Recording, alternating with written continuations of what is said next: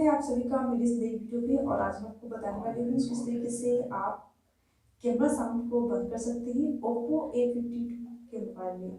तो फ्रेंड्स आगे बढ़ने से पहले एक बार दोस्तों चैनल वीडियो को लाइक और शेयर करना, सब्सक्राइब करना, घंटी का ऑप्शन पे क्लिक करना ताकि मैं नेक्स्ट टाइम की वीडियो का नोटिफिकेशन आपको मिलता रहे। तो फ्रेंड्स इसके लिए आपको कैमरा पर जाना है, कैमरा पर क्लिक करेंगे आप तो फिर आपके सामने से इंटरफेस आएगा।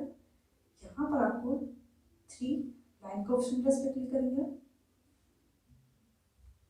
यहाँ पर आपको सेटिंग का ऑप्शन है, इस पर क्लिक करेंगे। फिर आपके सामने इस इंटरफेस है, यहाँ पर आपको शटर साउंड का ऑप्शन मिल रहा है, इसको ऑन होगा इस तरीके से, इसको तो आपको ऑफ कर लेना है। तो यहाँ से आप साउंड को बंद कर सकते हैं। तो फ्रेंड्स आई होप आपको वीडियो अच्छा लगा है।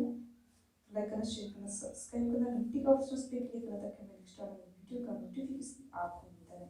फ्रेंड्स मिलते हैं नेक्स्ट वीडियो में नए टॉपिक के साथ, तब तक के लिए नमस्कार।